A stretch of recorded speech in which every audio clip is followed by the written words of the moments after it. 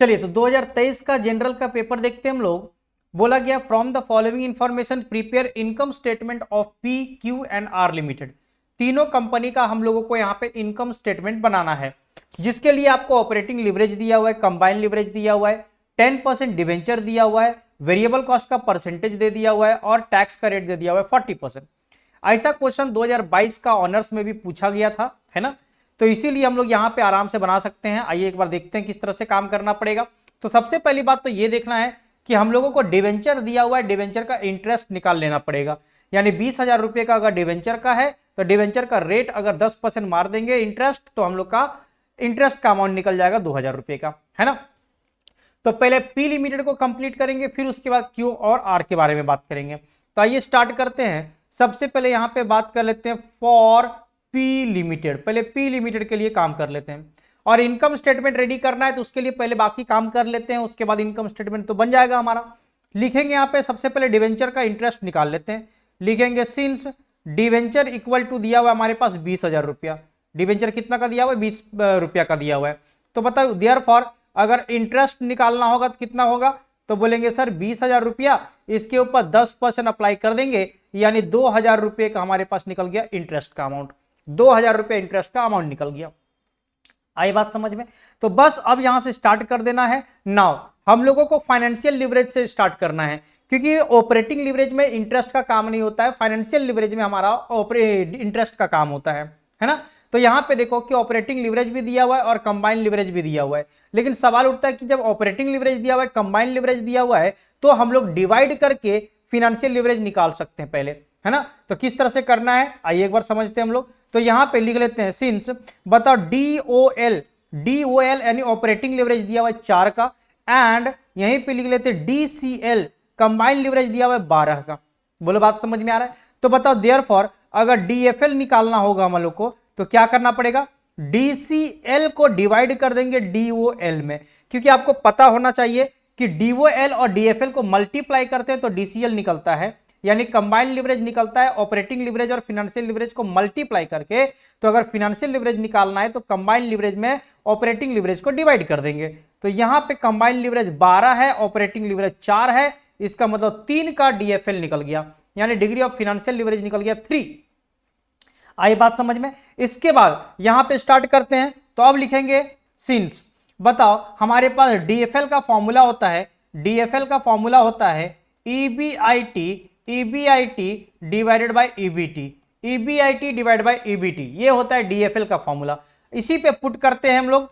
तो बताओ डीएफएल अभी हम लोग निकाले, यहाँ पे कितने का निकल के आया है? 3 आया है, और इधर में ईबीआईटी तो क्वेश्चन में गिवन नहीं है, तो ईबीआईटी के जगह ईबीआईटी लिखेंगे। लेकिन ईबीटी भी पता नहीं है, लेकिन ईबीटी के जगह में एक चीज लिखा जा सकता है, ईबीआईटी माइनस इंटरेस्ट, क्योंकि ईबीआईटी में से इंटरेस्ट को माइनस करते हैं तो ईबीटी निकल के आता है, तो आराम से इसके जगह में लिख सकते हैं, है ना। और अगर आपको दिक्कत हो तो आप 2022 का ऑनर्स का पेपर देख लेना, जो सॉल्व किए थे, उसका प्रीवियस ईयर पेपर जो सॉल्व किया हुआ है, वहां से आपको देख के पूरा क्लियरली समझ में आ जाएगा। आई बात समझ में? चलिए आगे बढ़ते हैं।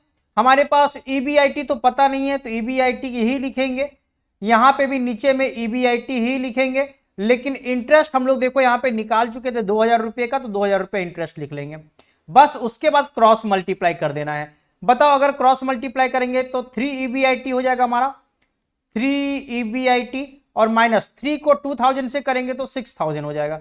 3 को दोनों से मल्टीप्लाई करना पड़ेगा, और यहां पे 1 को ईबीआईटी से करेंगे तो ईबीआईटी हो जाएगा। चलिए अब ईबीआईटी को इधर ले आते हैं, तो ये हो जाएगा हमारे पास 3 ईबीआईटी माइनस ईबीआईटी, हाँ है ना, इक्वल टू ये 6,000 उधर चला जाएगा तो 6,000 पॉजिटिव हो जाएगा। ईबीआईटी 3 ईबीआईटी में 1 ईबीआईटी जाएगा तो 2 ईबीआईटी बचेगा। एक काम करते हैं डायरेक्टली ईबीआईटी निकाल लेते हैं। डायरेक्टली अगर ईबीआईटी निकालेंगे तो क्या करेंगे? 6,000 को 2 से डिवाइड कर देंगे। अब 2 कहां से आया पता चल गया ना, 3 ईबीआईटी माइनस ईबीआईटी करेंगे तो 2 आएगा, और वो 2 से डिवाइड कर देंगे, तो ये निकल जाएगा आपका 3,000। तो लीजिए आपका ईबीआईटी का अमाउंट निकल गया, कितने का? 3,000 का निकल गया।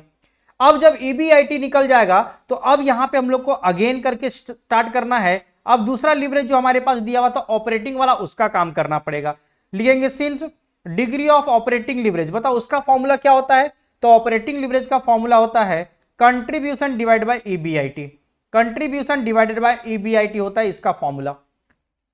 तो बताइए डीओएल हम लोग को क्वेश्चन में दिया हुआ था 4 का दिया हुआ था, तो लिखेंगे 4, और कंट्रीब्यूशन हम लोगों को पता नहीं है, लेकिन ईबीआईटी अभी हम लोग निकाल चुके हैं यहाँ पे 3000, तो ईबीआईटी यहाँ पे लिख देंगे 3000 का, बोलो समझे। और उसके बाद क्रॉस मल्टीप्लाई कर दो तो तुमको कंट्रीब्यूशन पता चल जाएगा कितने रुपए का, 12,000 रुपए का।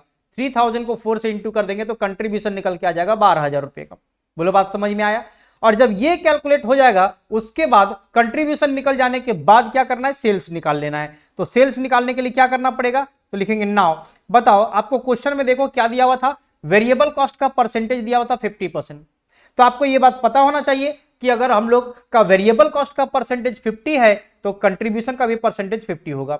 अगर वेरिएबल कॉस्ट का परसेंटेज 40 है तो कंट्रीब्यूशन का परसेंटेज 60 होगा, मतलब 100 से माइनस करके।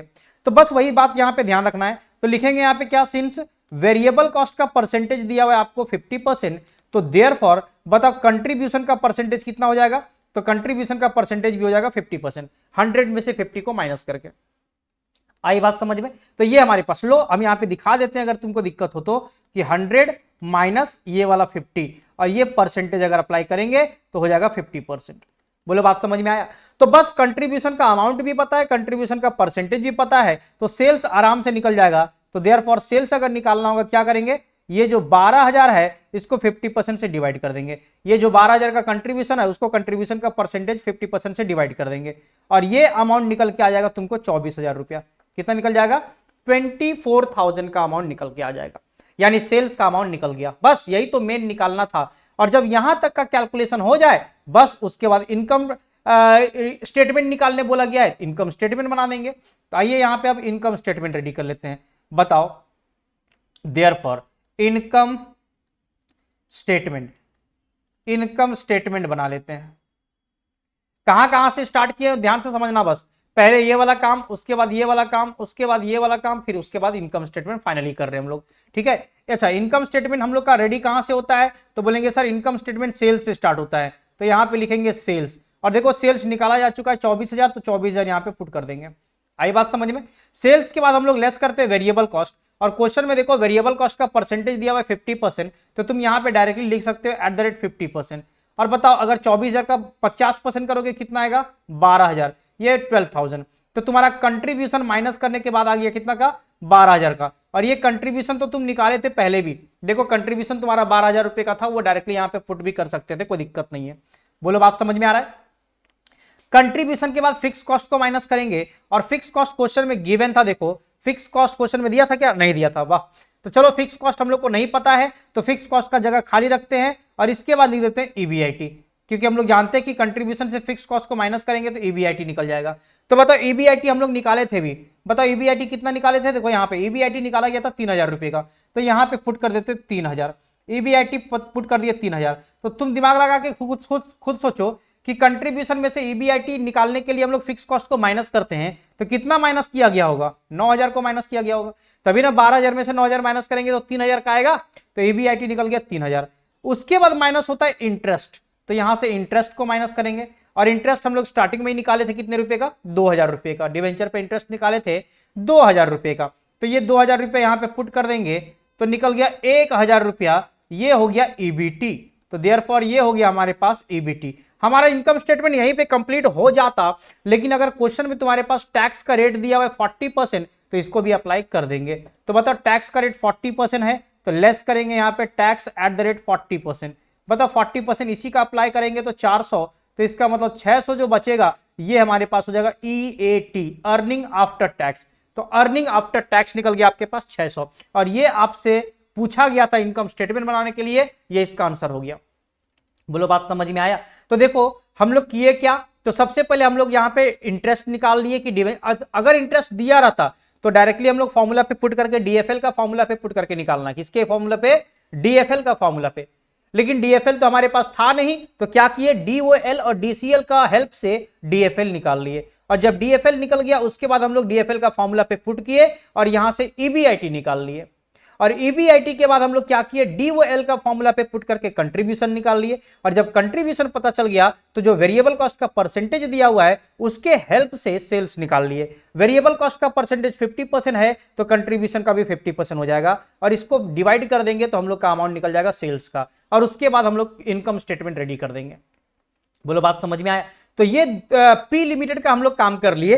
अब आपको क्या करना है ना, इसी तरीके से क्यू लिमिटेड और आर लिमिटेड का बना लेना है। देखो उसमें भी आपका डिवेंचर दिया हुआ, डिवेंचर का इंटरेस्ट निकाल लोगे। इसमें आर लिमिटेड का बनाओगे तो 50,000 का 10%, और क्यू लिमिटेड का बनाओगे तो 30,000 का 10% अप्लाई करोगे। आ रहा है बात समझ में? और फिर वेरिएबल कॉस्ट का परसेंटेज देखो जो लास्ट में अप्लाई करते हैं, अगर कंट्रीब्यूशन का था वेरिएबल कॉस्ट का था 50% तो कंट्रीब्यूशन का भी 50%। यहां पे वेरिएबल कॉस्ट का 60 है तो कंट्रीब्यूशन का 40% होगा। अगर यहां पे 75% है तो कंट्रीब्यूशन का 25% होगा। आ रहा है बात समझ में? 100 में से माइनस करने के बाद। और ऑपरेटिंग और कंबाइन दिया हुआ, डिवाइड करके हम लोग को पहले फाइनेंशियल लिवरेज निकाल लेना है। जैसे यहां पे डिवाइड किए थे तो 3 आया था, यहां पे डिवाइड करोगे 4 आएगा, यहां पे डिवाइड करोगे तो 2 आएगा, और इस तरह से फाइनेंशियल लिवरेज निकाल के फिर फॉर्मूला पे पुट करके सॉल्व कर देना है। बोलो बात समझ में आया? तो हम पूरा समझा दिए हैं, तुम लोग ये वाला कॉपी कर ही लिए होगे, बस इसी के बेसिस पे तुमको क्यू लिमिटेड का और आर लिमिटेड का बना लेना है। क्लियर चीज? और इस तरह से आपका 2023 का जनरल का पेपर हो जाएगा सॉल्व।